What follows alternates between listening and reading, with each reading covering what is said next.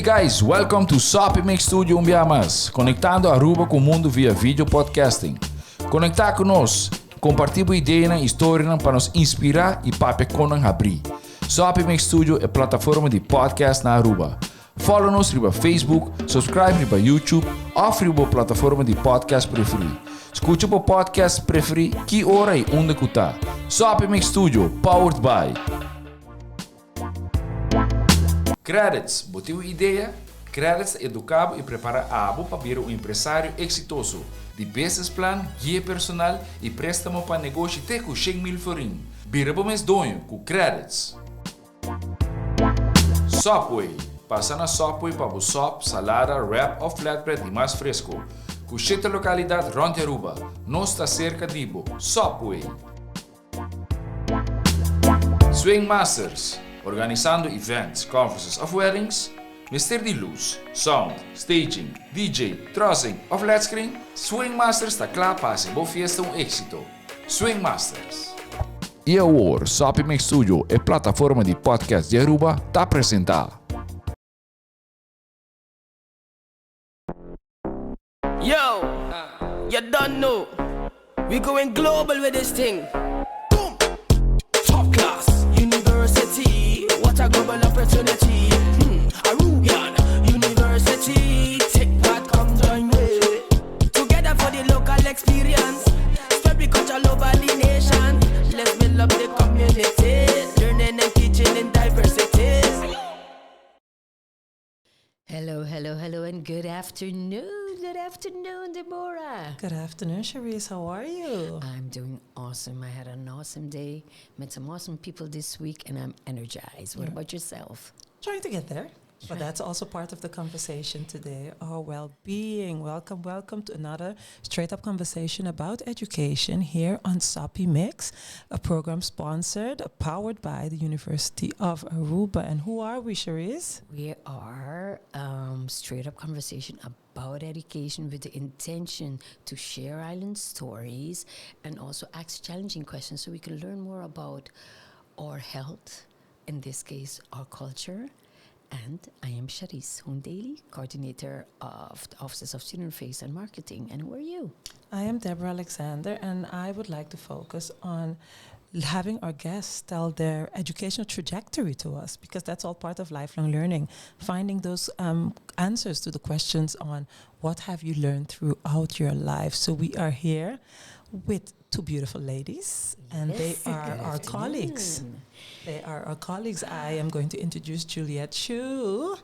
Say a shout out, Juliette. Hi there, good afternoon, Deborah and Cherise. And we have Thais Franken. Hi, good afternoon, ladies. Happy to be here. Happy to have you. And for all our viewers, welcome back. Thanks for all the support and all the questions we have. And today, as we are going to be talking about health, mental health, or well-being and culture, you can just drop us any questions in the comments, or you can WhatsApp us, and we will get back to you, because it is important that you are part of this conversation, because your opinion matters. Now, having said that, Deborah, what would you like? Let us learn a bit about our guests. Yeah, let's learn a bit. I think I know them, because I know Juliette and I have been working together for more than about 11 years. Thais is a newbie to the university a few years, but I still... newbie. Active with Juliette as well, because we even found out something about her. She used to have her own show, but that's another thing we'll discuss. But I think I always like to be surprised by who our colleagues are, because we work with them Monday to Friday, but have sometimes very little knowledge about who they truly are. Yes. So Thais, let's start with, who are you? What's your educational background? And what has your educational trajectory been that led to you sitting opposite us here? Okay. Well, I studied the OGM at the university. What's OGM? Organization, Governance and Management. It's a 4-year bachelor study at the University of Aruba. I graduated in 2018. So, yeah, some years ago. Not too long ago. I was just thinking. Just about 4 years ago. Yes, Really. And then I went to Maastricht, where I did my master's in public policy and human development. I did a double master's at the University of Maastricht and the United Nations University. Wow, very impressive. But you know, Deborah, the intention is that we really get to know each other. And Thais, I can remember it's now 8 years ago when you got to the university, and I would like you to share your first experience because I can still see your mom and yourself standing there like, please, you help her. And I was like, how can I do that? So could you just, because I think our listeners, our viewers learn, because when they see you and it's like, wow, double masters, impressive, but how did you get there? Well, I finished colegio, my HAVO degree, very young. I was 17. I didn't want to continue VWO, so my mom told me, well, your only option at this point is the UA, because I was still young, so I couldn't go to the Netherlands. And I didn't know what I wanted with life. Back then, we didn't have AFI, so I had a hard time. Yes, I had a hard time picking and choosing what I wanted with my life. I was in a student crisis back then, where I was contemplating what my future would be. I was one of those people that like everything. Like I saw myself as everyone, or as a doctor, as a nurse, as a management or manager. So it was very hard for me to pick and choose something or to find out what my passion really was in life. I started FAF. I remember the Faculty of Finance the Faculty and of Accounting and Marketing. Yes, exactly. I started with a lot of with a lot of enthusiasm to start my career and to learn. But slowly throughout the process, I kind of realized that I wasn't really passionate about the study. I didn't see myself in the actual study, seeing myself as an accountant or marketer. So I would say at the end of the year, I had like a breakdown where I was talking to my mom. I was like, I'm not happy. I don't know what I want with my life. I'm doing this. I'm getting good grades, but I'm not really happy with the study. And my mom was like, well, Thais, you have to figure this out because you're young, but I mean, time is ticking, right? So you have to soul search and see what you wanted. And it was that specific year that the OGM was closed. And I went to OSA and I talked to Charisse. Charisse, I am not happy. I don't know what I want. FAF is not for me. I'm learning a lot, but I'm not seeing myself in this program. I don't feel a connection with the courses and the vision of what FAF stands for. And Charisse talked to me and said, the OGM is going to open again next year. Is there something more in your liking? And I talked to her a couple of times, I remember. And then the hard moment came where I had to either do my final FAF exam to pass my first year or do the TOEFL. And I was already late for that test on Aruba, so I had to travel to Miami. Wow. And those days wasn't easy. Yeah, it was hard. So it was either do the TOEFL to get into OGM or do the exams to actually pass the first year FAF. And I was in like, what do I do? And then I told my mom, I'm going to Miami. I'm taking the TOEFL, I'm changing to OGM. And that was the best decision ever. And I graduated in 2018. Before you continue, thank you for being so honest and sharing that, because many youngsters, they are always in this phase, and and we're going to come back to Juliet about it. But remember, to know for conversation, we all can ask questions, and that you share this, because at home it is a difficult decision. When you're 16, 17, 18, you kind of know and you kind of don't know what you want. But it's not only a difficult decision for you. I also think it's for the parent, and I know, Juliet, that you have a daughter who had to go through choices, and we'll come back to that. But from the parents' perspective, it was hard for her because she couldn't help me. It wasn't her choice. She could give me, she could listen to me, talk to me, encourage me, but at the end, it was my decision. But I'm very happy and thankful for the support that I got throughout my journey. That I had people that I could talk to and give me advice, and it was very difficult. But I'm very happy that I dared to jump and go to Miami and just do the test and come back and get into it. And I would like to know, because you talked about your educational trajectory, but let's go back even a bit further. Where did you go to basisschool? Just for our audience. Montplaisir basisschool. And then after the Montplaisir to I went college. to colegio. Yes, and then I failed my last year. So I did my last year half of Vijf twice. And that was my first setback because I was very young. I was like 15, 16 and nowhere ready to go abroad. So I got the feedback from my teachers like, "Thais, just do it one more year. Like, you're so young, it won't even matter." But that was a hard moment for me. How do I accept failure? How do I accept my friends moving abroad and me staying back home alone, And we making used new this friends? with failure. I had this elaborate conversation, but we have to go to Juliette. But where I was telling this person, he said, I stayed back twice in my basisschool. And I said, well, it's not, he looked at it as a failure. And I said, it's just you were not ripe for the moment. It was not your moment. It was not your moment. You just were not ready and you were not ripe. There's nothing to fail about it because it gave you an opportunity to to mature in the process. Exactly. Yeah. But I think when you're in that spot, you don't really you see don't that, see it. yeah. And when you're 16 and young and your friends are leaving, you feel horrible. And but I think those moments in life really shaped who I am now and made me very grateful for the things that I do have. Now, just before we go to Julia, because we're so excited, and also her perspective as a parent, because a shout out to your mom, because I know she's listening.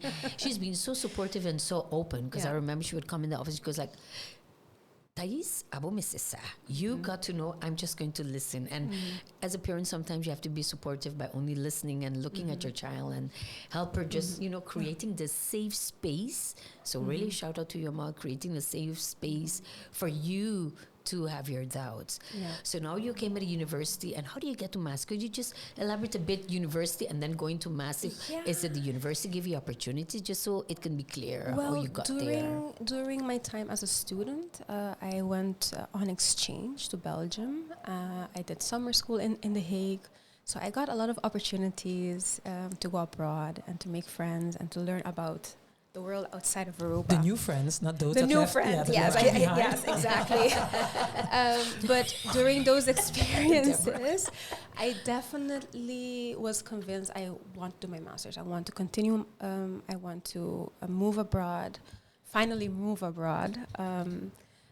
So it was, I think in my third year, I made up my mind, okay, so I'm going to apply. And then slowly you start researching about universities and programs and master programs.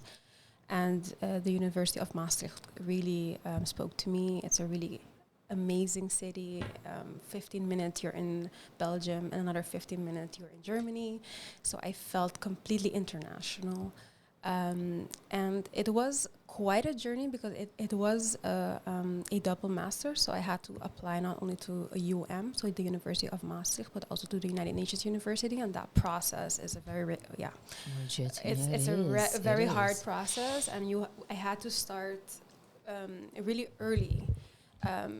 So I was busy with my thesis and with courses, and I already had to think about my master's and write essays and submit essays and go through that process. And when I finally got my acceptance letter, it was like, I made it. So actually you made use of the global opportunity that Yes, University of definitely. Aruba offers.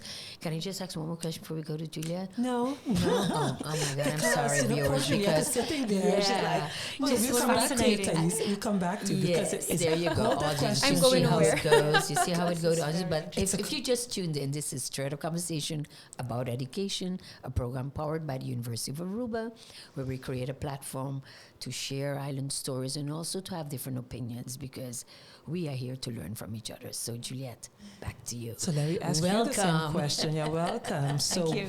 Great to be here. I know for Great you. to hear your story. Yeah, you Yes. see, that's why we have these conversations, so people could know who we are Correct. as universities, but persons who are part of the community. So Juliette, I know maybe for you, your education trajectory went back a bit further in time, but still tell us a bit about that. What was the process in terms of, where you went to school, studied, before you ended up here at the University of Aruba? Well, as you said, it's a long trajectory. Quite Quite a bit older than you. But wouldn't I say. go back and I listened to your story, and I tried to think of some commonalities. And I have to say that at a very young age, I knew what I wanted to do. I knew what I wanted to study. And in my mind, it was always, I wanted to become an English teacher. I loved reading. That was one of my pastimes. I have to say that way back when, we had a little library in Wilhelminastraat. You know, now it's the Censo. Yes. But it used to be, that learned used to be the something first more. library. Oh, Yes. wow. I didn't know that. Part of the history and of I have to tell you, Aruba. no AC. So No. and I Oh, remember my I God. read almost all the books in that small library. I just went, because I was very systematic, I would go shelf by By shelf. shelf. Oh my goodness. Yes, and actually that helped me a lot. And where did you go to school while you were doing this reading? I was born in St. Nicholas, so we lived in St. Nicholas until I was about 6, and then we came to town. Because my father had a little shop, a little store on the Bernardstraat, and then he figured out, no, if I move to town, it'll be a little bit more productive, successful, you know. And this it is why. was? So we moved to Oranjestad, and I went to Rosa College right here across the street. Yes. Yeah. You know, and then I went to Maria College, also Right right across across the the street. street. Yes, and then after that I went to the HAVO, and I did 2 years there. But all the time I knew that what I wanted to do was get off the island.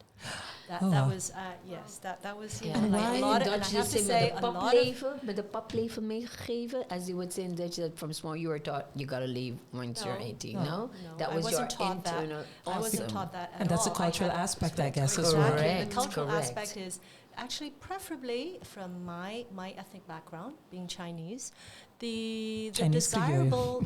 desirable Asian, path yeah. would be get your education, not too much, you know, maybe something in business or accounting, and then get into the store and get to work. You see, I did yeah. not see that as my trajectory because Okay. I knew what that kind of life was like, and I really didn't want to be bound to that kind of, you know, 6 days a week, no vacation kind of life. And actually, my mother told me, you know, the best job you could have is be a teacher, because then you can have all the holidays. You know? I mean, that's not a reason to become a teacher, but this is how people saw it at that time. So, but I liked English. I loved reading English, and it was my best, you know, beste vak. And so, so that's what I wanted to do. So I got a beurs. I think I got a Landsbeurs. At that time, you would get a Landsbeurs and Eilandsbeurs. So I got both, and I went to Holland, and I was on the waiting list because I wasn't accepted. You know, because I guess there were too many students at that time. You had lots of students and not enough places, right? So I was on the waiting list, number 1 on the waiting list. So I figured, no problem, So I'll just go. How many were there before you? So I'm thinking back then there was a Yeah. waiting list. Yeah, a waiting list. So I think must thought- have been a waiting list of about 10. I was number 1, so I figured, okay, well, I'll fly and just go. Well, I didn't get in because after 3 weeks, Wow. it was done. You know, you can take. They didn't take students anymore, so. So when you thought it was pressure, that was a different kind That's of a different pressure. era. Oh, I It was didn't even different. think of that. Yes. So I called back, you know, talked to my parents, and they said, oh, no problem, just come back and work in the shop. Oh, And I said, my. oh, no, I don't think so. So I stayed in Holland, and I actually got a job working Oh, wow. for a year, and then applied again. And then by that time, they had something called numerus fixus for Yes, you had lerarenopleiding. to That's what I read. think. And Yeah. so I was Yeah. uitgeloten. Oh. Yeah. So there Yeah. goes second year. So I figured I can't do this, you know. And luckily I had a good friend who was studying in Amsterdam, and she said, well, why don't you, and she was also doing lerarenopleiding, and she said, well, come over and have an interview with one of the teachers there. And I did. I got an interview with one of the English teachers, and she was from England, and she said, why are you doing, you know, why do you want to do English in Holland? It doesn't make any sense. Why don't you go to England? Your English is good enough, is better than a 4th year, so why don't you go to England? And that's how People I that you ended up meet. in England. I did my first degree as an English teacher in England, and then ended up working. I worked in England, and then I worked in Italy as well as an English teacher. Didn't know. That was a there's a lot of funny stories around that. Because of course I don't look British, right? but I worked in a British school, and back then I had a very British accent, so that was Oh, yeah. wow. Yeah. Oh, You see how we've learned see, something? you learned something new. So do you speak Italian? Yes, I did a long time ago. A long time So, ago. but Wow, very, very Out of interesting. all- You know, So and then because actually you're a doctor, Juliette. Yes, that So- came along afterwards. So just quickly, the trajectory. Let's see now. I got hired back in Aruba to teach the English course at the Aruba Trades and Hospitality Center. That was our first hospitality school here in Aruba, the Bushiri Hotel yeah, School. Bushiri, Fox yeah, School, Yes. yes. So I with taught Mr. there for Green, about yeah. 2 years, and then realized that actually what I wanted to do was maybe teach teachers how to teach English, because they're, in Wow. terms of methodology. Yeah. So, and to make it much more interesting, much more interactive. And so then I applied and went to the States and got my master's degree in at the what university is it called again? Florida State University. Oh, yeah. Oh, Florida okay. State. Yeah. And so I did that with the idea of returning to Aruba and hopefully working at the IPA. Sometimes there's this song by John Lennon that says, you're busy planning and, life happens. Correct. That kind of happened yeah, to life me. happens. Yeah. I got offered a PhD. I got offered to do the PhD. I got, asked to enter the program. And so I got offered an assistantship. I got offered, in-state tuition. It wasn't on my radar screen. Not at all my desire, wish, ambition, nothing like that. It happened. I got offered the opportunity, and so I took it. And so that started my trajectory of doing a PhD program in international development education. And my colleagues who graduated with me, they end up in bilateral, multilateral organizations, UNESCO, UNICEF, Yeah. USAID, or in educational planning units Okay. in ministries of education. And so that was that trajectory, and I ended up working in a policy institute. And then, as fate would have it, I was asked to return to Aruba to do some work. Again, way back when. And I did I like that. how you say that. So And I knew Wow. you were living in Asia, somewhere in Asia for some period. How I always associated that with your PhD, or that was for different.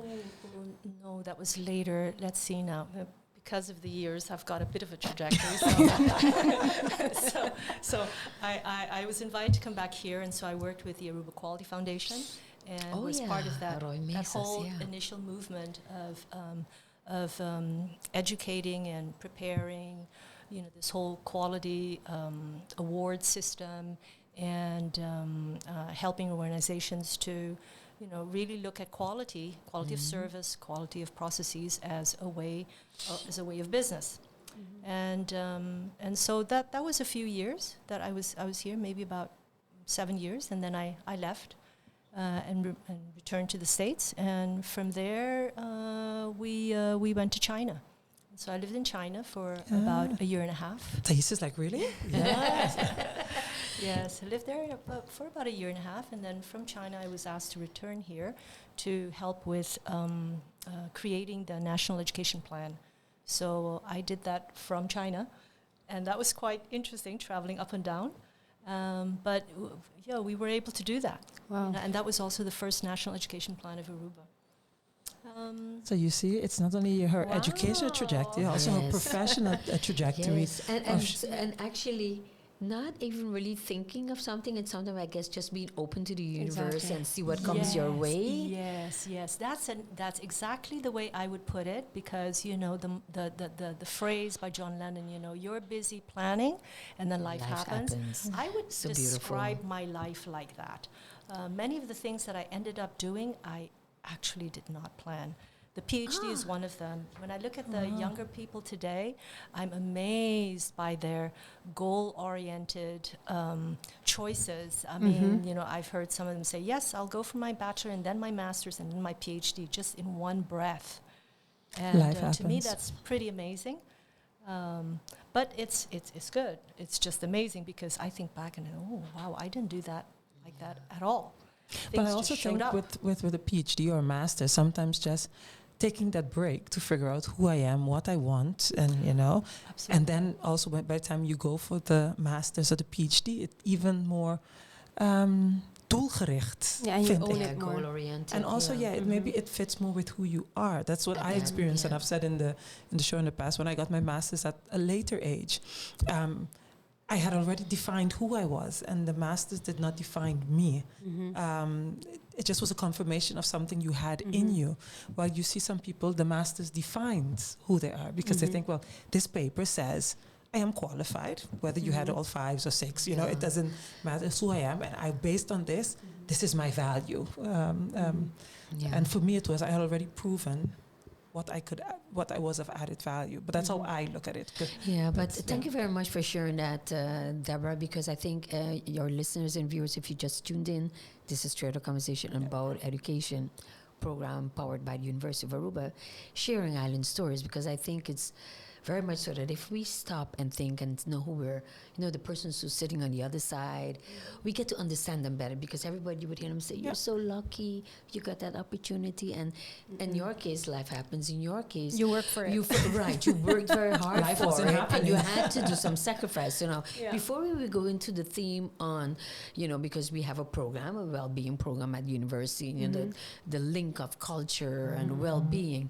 As a parent, Juliet, because your child went out to study as well, how did you experience it? Because I talked a bit about Thais' mom, but she's not here, but you as a parent, because I think it's also very difficult. We kind of overlook that part. How do your experience of having your child making choices and going abroad, just for all those parents who are logged into our radio program or podcast? My daughter was in a similar situation as Thais. Thais. Yes, at the age of 17-ish, you know, she really didn't know what she wanted to do. She really didn't have a clue. And so I helped her to pick out a place of study. And I also helped her pick out a course of study that would be as open as possible for her, so that she could then choose a direction. And that was liberal studies, liberal arts studies, because I thought, well, that would give her a broad basis for them to be able to choose. But you know, it's interesting. As a parent, you might think what is best for your child, and you act on that too. But then experience will tell you that it's not necessarily so. So with all my educational baggage, you know, I thought that I was doing a good thing. Well, actually, it didn't work out that way, because it was not what she was interested in at all. Well, obviously, she didn't know that starting off. Yeah. But like you, going through it, she figured out, I don't like Like this. it, And I'm very unhappy. And so, luckily, at the end of that, she was able to say, you know, I don't like this, but I can say what I do like. And because she was able to then say, I like teamwork, I like hands-on problem solving, I do not like academic writing and reading just for the sake of academic reading and writing, I like practical things, we were able to choose something for her that would fit these, you know, discovered you know, tendencies. And what did she choose at the end? She chose creative advertising. Wow. And that is wow. something that, I mean, it would never have been on my radar screen. I never even know that exists. Oh, wow. So, but it was part of the whole menu of courses that were being offered, and she chose creative advertising, and she now works in an advertising agency. Wow. If I may, what would your word of advice, or what would you say to parents? Because we do want to go to sugar wellness, and we do want to go to culture. What would you say? Because, you know, I know for parents this is as difficult as it is for the youngster. What would you tell the parents listening in today? Well, you know, if I had to do this all over again, I would probably consult somebody who could do one of those questionnaires on what are your strengths and what are your gifts and what are you interested in, and probably do that kind of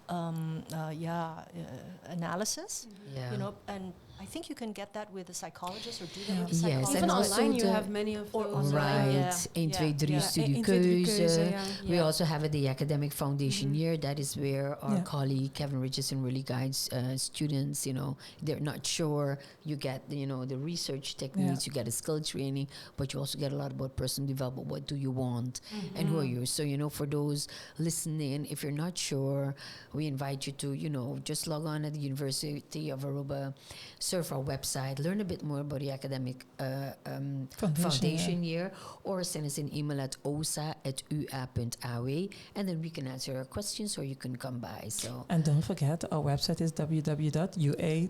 AW, and you Yes. know, we have everything online now, so you can sign up as of May 15th. So, you know, even if you're not sure, sign up and just come in, ask questions, or door open. Yeah. So, Deborah, it brings us now to culture and well-being. I understood the university has a program on Shoko Wellness. First, Shoko like the Wellness. name. And when Thais was saying student crisis, I thought, Juliette, I don't say that's what your Shoko Wellness is dealing with, but it's an aspect that plays a role in the student's life because they see it as crisis. And I know Thais' background is culture, and we definitely believe that our culture plays a very important way in how we experience crisis, but also how we deal with crisis. So let's continue with Juliette on the program Shoko Wellness, because then we can understand where, because Thais is an advocate of culture and creativity. For all Go Culture listeners out there. Yeah, in short, the program Shoko Wellness at the University of Aruba, because that's something you established recently as well. Yes, start by the name, Shoko Wellness, and then explain what it does. Yes, that's right. Shoko Wellness is a program that offers services that help students to succeed in the university. Of course, the programs that the students enroll in are the discipline that they will be trained in, educated in. But Shoko Wellness offers the ability to help students outside of the program to really deal with issues that might be difficult, might cause some unbalance in their, the way they see things. And so our services entail things like awareness online workshops, early intervention, prevention workshops, all information to help students to cope with life as a student in the university, because in a university, performance is very important, and it means constant performance. I mean, you're done with one assignment, and lo and behold, you got a next one coming up. And sometimes you may even have 4 deadlines falling in the same week. So the anxiety, the stress that comes with having to perform at a high level, can cause setbacks for students. And so it's not unusual for students to become very anxious, maybe, and it might show up physically as not being able to sleep, perhaps, or not being able to eat, getting very irritable, very nervous. All these are very normal signs of a body, of a person who is stressed out. So what Shoko Wellness offers are, the services to help them, to recognize it, to be able to prevent it, to be able to deal with it very early on. But sometimes it can be that, the university is a combination also with personal circumstances, and it might be, taking too long. I mean, if you don't sleep for maybe a few days, okay, you can deal with that. But if you are not able to sleep well for weeks on end, it will have its effect on your ability to think, your ability to read, to study, to write, and eventually affect your performance. And so as Shoko Wellness, what we want to do is we want to help students not get to that point. And so we have a network of psychologists and coaches that students can apply for, and they will get sessions to help them. And we have a lot of students that take advantage of these counseling and counseling sessions, which are for free. And it really helps them, because as a young person, very often you don't quite understand yourself. And you kind of think, I'm the only one who's dealing with this. I'm the only one. But if you were to know that this is a very common and a very normal way for the brain to react to stress, then you can reach out and you can ask for help. And I would just like to add for students listening in, it's not only your student days that this happens, this continues throughout your life, because we're all faced with deadlines, and they all give stress, and we have stressful periods, less stressful periods, and we have to deal with it. And sometimes you might think we're a bit wiser, we know we can breathe, count till 10, but sometimes even we forget to do that. Absolutely. We can just say that stress is part of human life, and the brain reacts in very predetermined ways to stress. I mean, it's either fight, flight, or freeze. And none of these 3 are really helpful.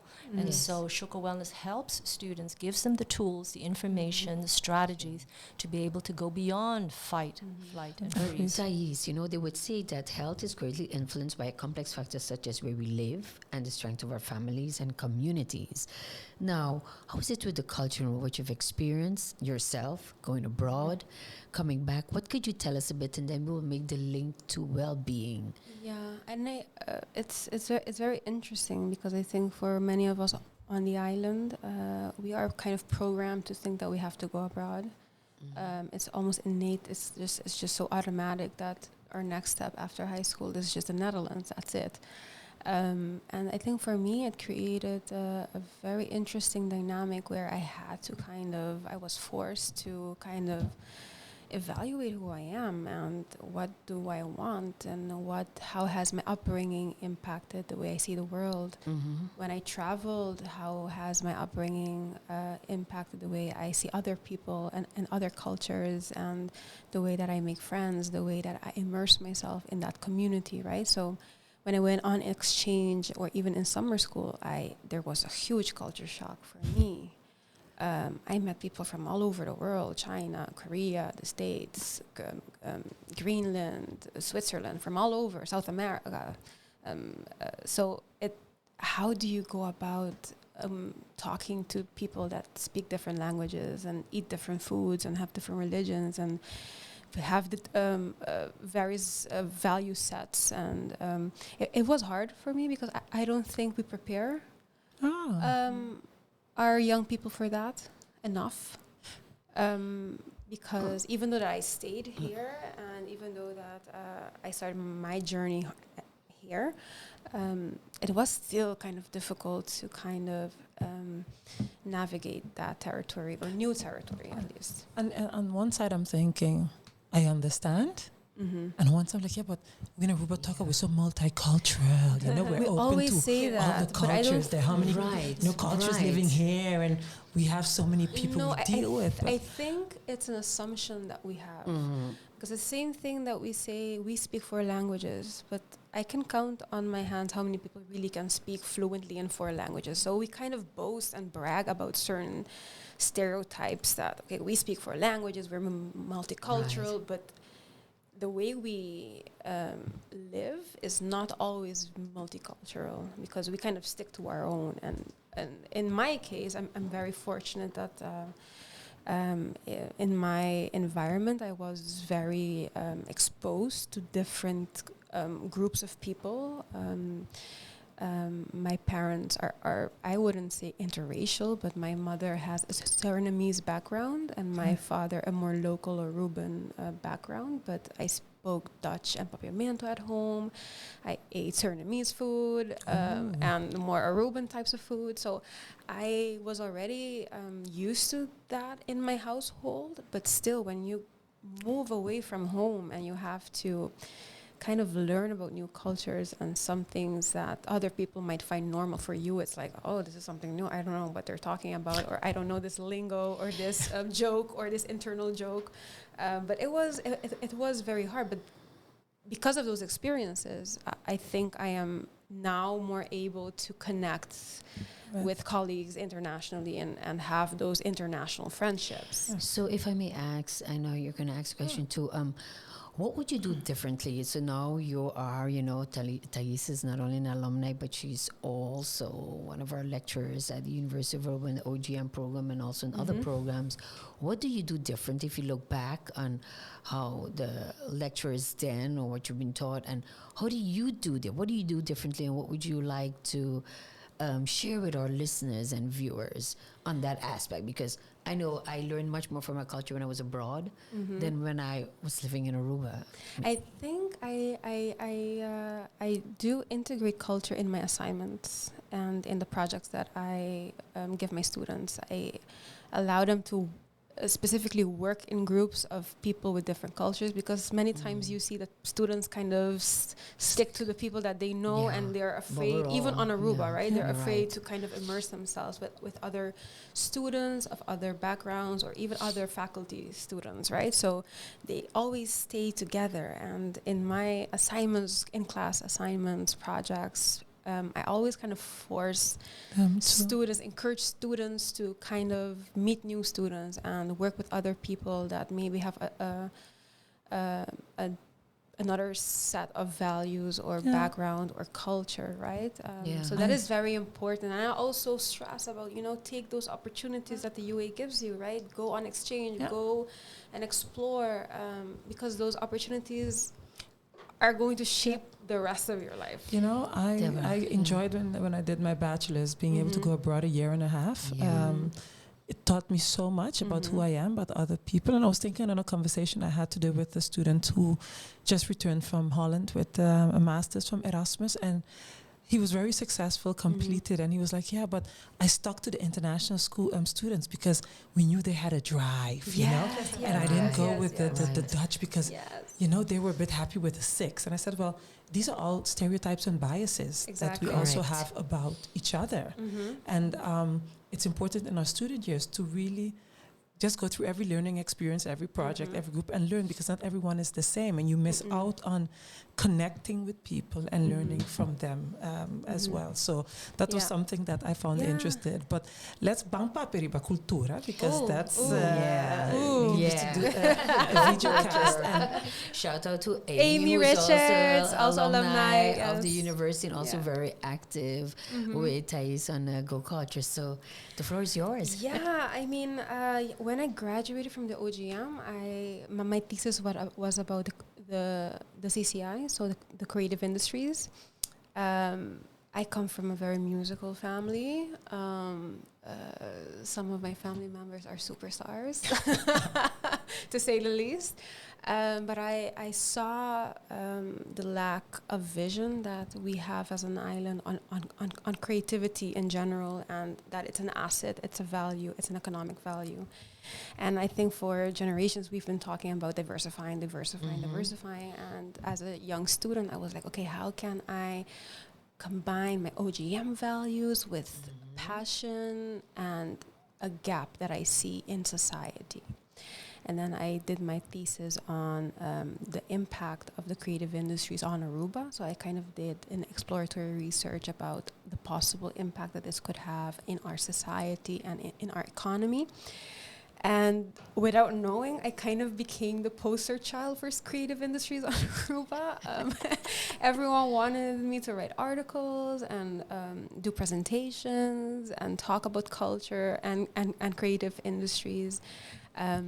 So when I went to Maastricht, I was approached by a local newspaper, and they asked me to write a column about my thesis, but in like normal terms, so that even my grandmother could understand what my thesis was about. So I started writing about culture, sustainability, and those kinds of topics. And when I came back to Aruba, I also published a version of my thesis in a book, and this was shared with NGOs and stakeholders in the specific industry. And then I was approached by Go Cultura, and they asked me, okay, but Thais, let's talk about culture, let's talk about the issues, let's talk about your experiences and maybe experiences of these creative people in Aruba, and the challenges, but also the options that we have as a small island. Right. If I may interject, because I wanted to bring the link just now to the well-being, but what are the biggest challenges, Vibs? Because we always hear from, it's the language issue, is not knowing who we are, where we come from, being proud as an urban. What would you say in the research that you did, but also in the program, because you had different guests on your program? Yeah, we had a minister of creative economy. We had local artists. Yeah. So what is the biggest challenge you see now that our youngsters face? I think there's a clear gap in understanding and accepting what culture brings to the table. And because I think the older generations, and I'm thinking not only my mom's generation, but even older, culture was not really important. Culture was only viewed as a creative outlet, hobby kind of a thing. It wasn't really seen. It wasn't valued. It as wasn't such. valued. You wouldn't hear someone encouraging their child to become a singer or like that. You an don't artist. earn money, so why would Yes, you? exactly. That's a concern. The focus was always become a lawyer, become a doctor, and those kinds of Old professions. professions. professions. But the left side of our brain was always just ignored. And I think it's a big disservice for a lot of people that are really gifted in those areas and are gifted in being more creative and more artistic. And the future is innovation, the future is artistic, the future is creation, is technology, is that's all left side of the brain, right? So that's, I think, one of the main gaps that we have on the island, that we're still at a place where we don't see the importance, or we don't acknowledge the value that it could have in our society, and not only in bringing not only have an economic value, but also how it impacts the community and social cohesion that we have as a society. And but also thinking culture in being open. Because we also, an aspect of our culture, as you said, we don't value, there's certain aspects we don't value, but there's also some things we don't know how to deal with, to discuss. And that's where you were saying the flight, freeze, or what was the last one? The 3 Fs. I think that affects our well-being as well. Yeah. Maybe, connecting with that creative, but connecting also with within. Who we are. In your program, it was... I think what Thais says is very important. It makes me think about culture and actually creative expression. And creative expression comes from the very heart and the soul of one's being. And our educational system overemphasizes the left brain development, so linguistic capacities, analytic capacities, and we think that our brain is only the left side, but our brain is both. And I think that as a human being, at this age now, I would say, the goal really is to become as best and as balanced a human being as you possibly can. And education is one part of it, because I see education as an instrument for development, but the other is creative expression. Exactly. And I think that's extremely important.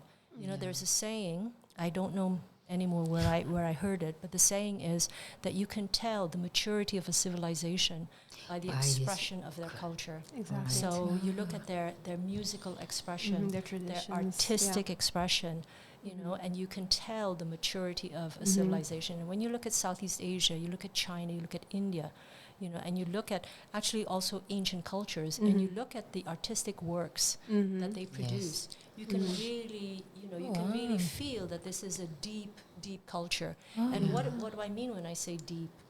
It really means that they have a very strong connection to their soul, to their heart. Correct. Exactly. And when we talk about wellness and well-being, to me, well-being is really, are you connected? Are you grounded? Are with you that grounded? inner, Are you centered? Are Yes. you in your heart? Also in your brain, obviously, but are you in your heart? Because so often what happens is that we're in our head. Correct. And there's and the you can see it connection, in the body posture, you can see it in behavior, I mean, I used to be a person that when I walk, my upper body was leaning forward because I was more heading towards something rather than being in my body. And so I think that culture is also about, is another concept, is about embodiment and the embodiment of your heart and your soul. And for peoples, it is really, can we embody the vision of our people, the wishes, the dreams of our people. Yeah. Yes, and So I think the work you do is very important. Yeah, and when we're combining it, because I know the time, it's Time, almost time. this conversation just One flew of- by. Yes, We one just of the started. things- yes, one of the things that as we were prepping, and we were looking at a few TED talks, and you would hear people from Afghan, but also the war that's going on right now in Ukraine. This gentleman said, what kept him grounded during the very part in the Afghan war was that he said he remembered the lullaby from his mom, and that sound was what he said in his culture, singing of the mothers putting their kids, right, the chanting, putting the kids to bed became a mantra. And he said although he had, about 4 or 5 months, that he wouldn't wish anyone sleeping on the floor, not knowing what's going to happen, being afraid of the nightfall that we can see right now in other places, we just hope it's over, that you'll notice that if it's part of the culture, for example, having that lullaby, putting your kids to bed, it is important because when a kid, you see it, when a kid is upset or anything's going to happen, they're going to go back to what gave them comfort. If I give my example of my son, when he starts to swim again, I know, okay, he's trying to get centered because it gives him the calm, because that is what gave him calm before. So when we started out this program on mixing culture with well-being,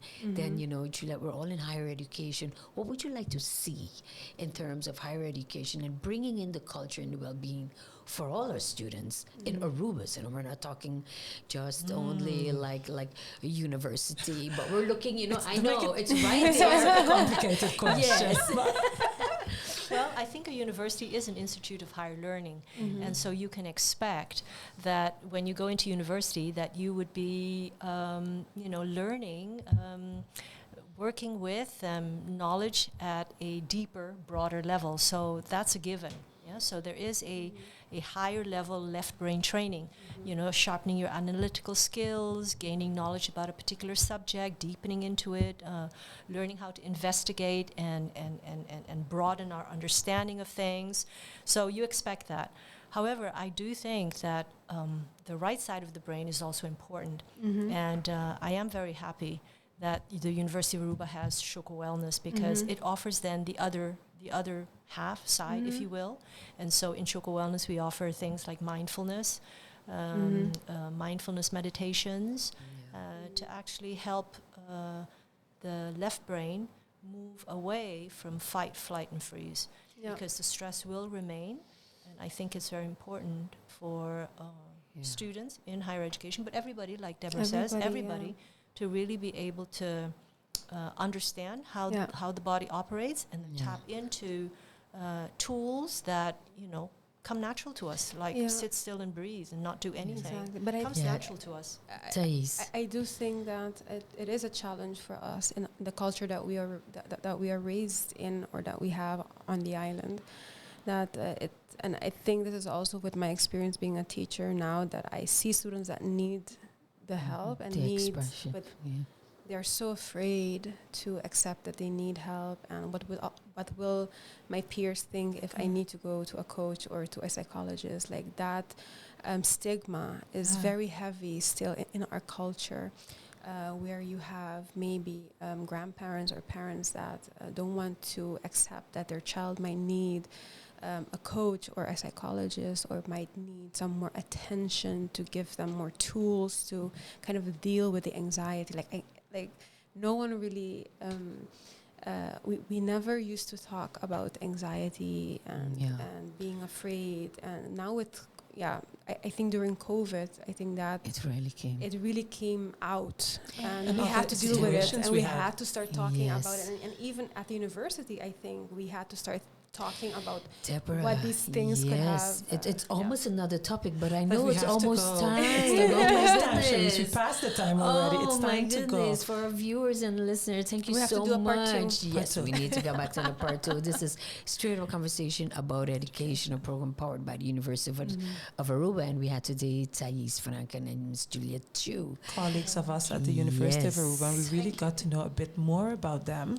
And about culture and well-being. I just have one quick question that I normally ask our audience.